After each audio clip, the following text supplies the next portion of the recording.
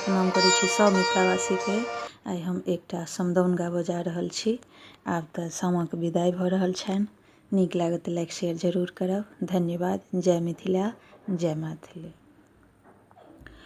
अम्मा मोर रोबथी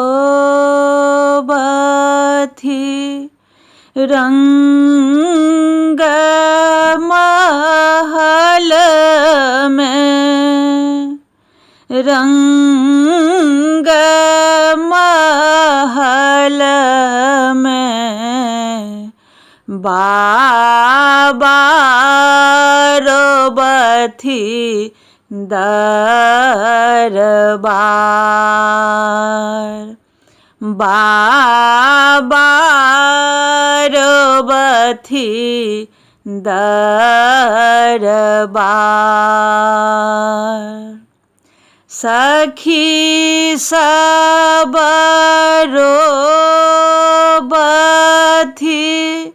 सखी सब रोबथी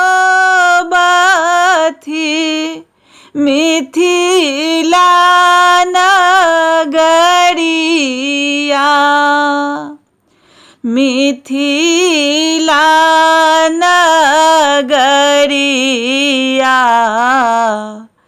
कियो ने कहे रहि जाओ, कियो ने कहे रहि जाओ।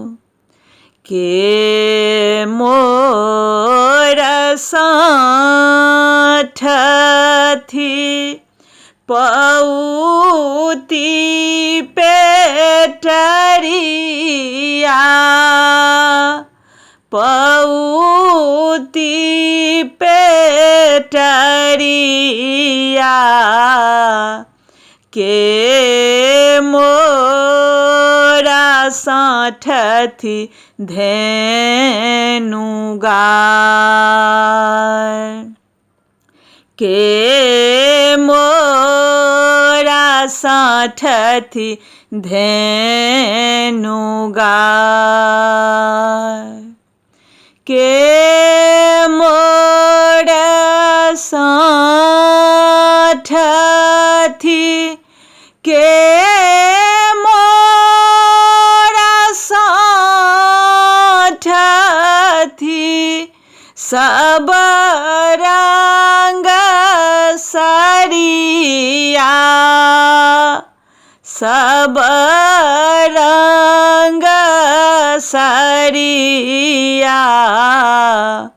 किन कर छती या कठोर, किन कर छती या कठोर। अम्मा मोर साठथी पौती पेटरिया, पौती पेटरिया। बाबा साठथी धेनु गाय। भैया मोर साठथी, भैया मोर साठथी सब रंग सरिया, सब रंग सरिया। भौजो के छती या कठोर, भौजो के छती या कठोर। भनहि विद्यापति गाबी के सुनाओल, गाबी के सुनाओल। इहो थिक नगर के